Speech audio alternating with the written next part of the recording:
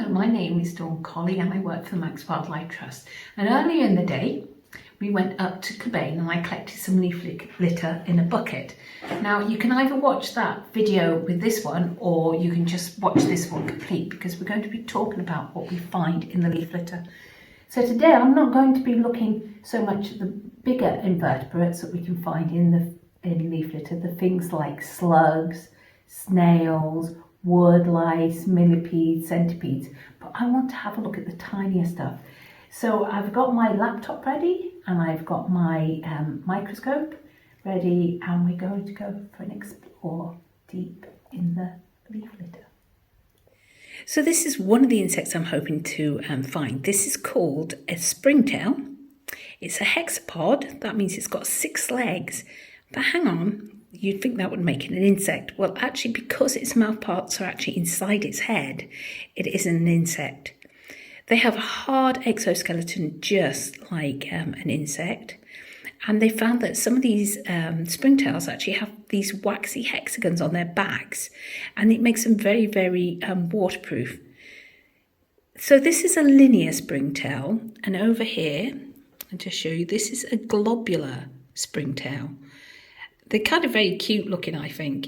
Now, in 1 metre square of soil, you're likely to get up to 100,000 springtails. Wow, that's quite a lot, isn't it? And the interesting thing is, the springtails that live deeper in the soil, those species tend to have stumpier antennae and stumpier legs because they're trying to get through all the tiny little gaps in the soil. And also, they don't need eyes. So the ones that live deep in the soil don't have eyes either. Now, when you're a springtail, lots and lots of things want to eat you. And so you've got to come up with a mechanism. I'm just going to show you on this photo here. Okay, this is the underside of a springtail. And if you just look here where I'm pointing, can you see this piece of its underside here? Okay, and it's forked. Okay, this is called furcula. And what happens with this is it's held up by like a little catch mechanism. When it wants to escape, it literally undoes that catch. This drops down, bangs against the soil or whatever, and flips them up in the air. In fact, they can jump so high that it'd be the equivalent of us jumping over the Eiffel Tower. Pretty awesome. The other thing that they have are tubes on the underside, and these tubes stretch out and elongate and can keep the springtail moisturised, because a lot of our tiny insects need to be able to be damp to be able to breathe.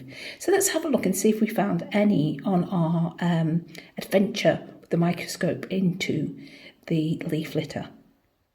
So if we look right at the top there, can you see that strange thing with the fork bit sticking out? That's the back end of a springtail, and that was the furcula that you could see. This other white thing moving around a lot is a nematode.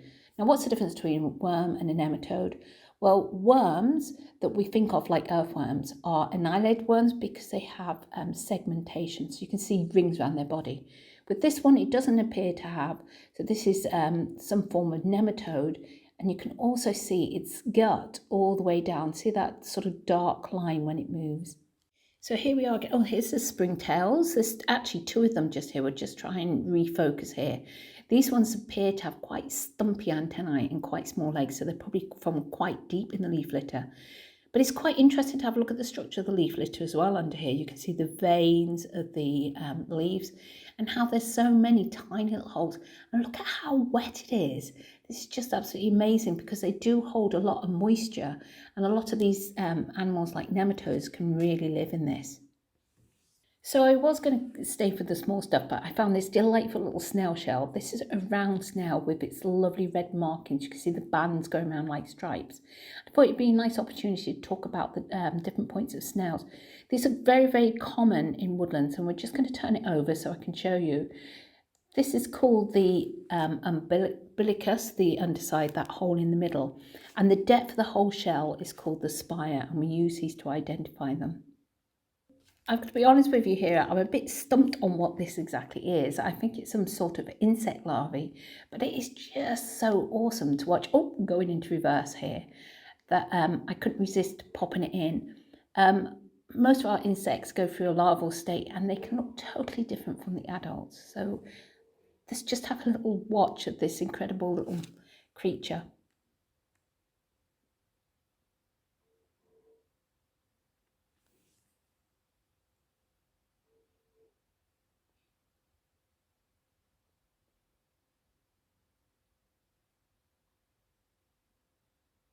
In this video, we've obviously got a nematode right in the middle, but can you see that little red dot that's beetling away, running towards it? This is a little arachnid, a little mite.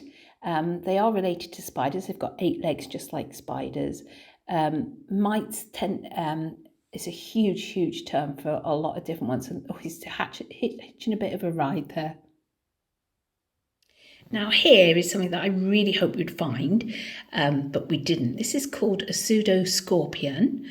They are really tiny. I mean, it looks really fierce and awesome, but this is only 2 to 8 millimeters long at the most. And they're most closely related to arachnids, that's spiders. They're not like a scorpion. They don't have a sting in the tail. Yes, you can see those pincers, or pedipalps as we call them. They do have venom in them to help stop their prey running away, and it also starts to help dissolve that prey before they eat it. And what do they like to feed on? Well, of course, those springtails, larvae, book mites as well. So these are a really good thing to have in your house if you have book mites. The fantastic thing here is that the males have to dance for the female, and they do it with tapping their legs and tapping their abdomen. When the female lays her eggs, she lays them into a pouch, a silken pouch, under her abdomen, and she runs around with them. They're just absolutely awesome. And if we have a look, there are actually lots of different sorts of species. Interestingly enough, some of these pseudo scorpions feed on the varroa mite. There we go. See these different sorts that you can find, that you find in honeybee colonies. So they're very useful things. They might look frightening, but they certainly do a useful job. And this last one, I love this photograph here, because look, can you see just here? This is how they can get around. These are actually, there's 2 of them. Can you work out there's 2? This is on a longhorn beetle, and they're clinging on really tight. And it's a really useful way of moving around quite quickly when you're only tiny.